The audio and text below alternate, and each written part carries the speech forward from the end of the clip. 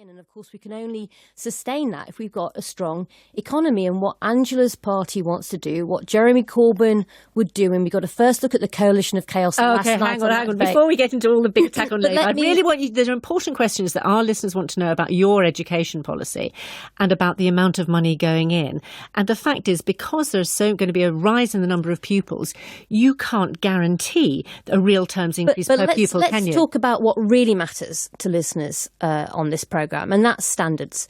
Standards over please the answer past. The funding question first, and we can move on to another. I've told you about the fact we've had record funding. That will continue by 2022. There'll be an extra £4 billion a year going in. There'll be a real terms increase in funding every single year. And what matters to parents... A real terms increase per pupil, though. That's the key thing, isn't it? But we think we can continue to work with schools on delivering efficiencies. That's absolutely right, with taxpayers' money. And the bottom line, Martha, is that what Labour doesn't want to talk about is the fact that our schools are getting better. Now, nearly 9 out of 10... Just before you move on to hold on, though, but this is important. You can't just simply talk about the money going into schools and then ignore the fact that schools are getting better and that our children have never had a better education.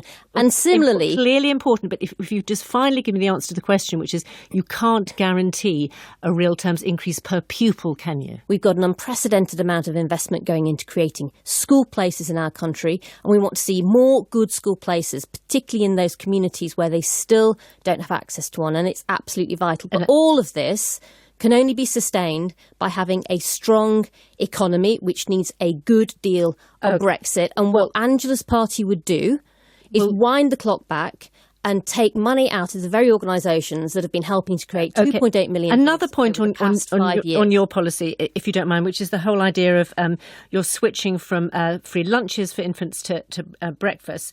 And actually, you got the sums wrong on that, didn't you? You said it would cost £60 million. It's going to be far more than that, isn't it?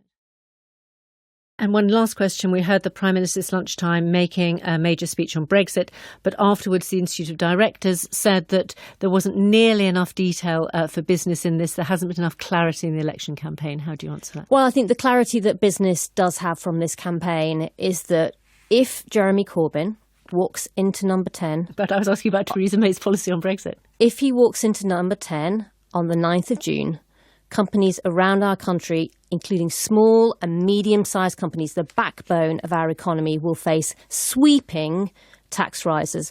They will cripple our economy. Jeremy Corbyn will finish off the job. Hang on, finish off the job, bankrupting I've given you plenty of time. Martha, they won't just be doing one negotiation, they'll be doing two. One on Brexit, one with the IMF. Justine Greening, we'll leave it there. And of course, we can only sustain that if we've got a strong economy. And what Angela's party wants to do, what Jeremy Corbyn would do, and we've got to first look at the coalition of chaos. Hang on.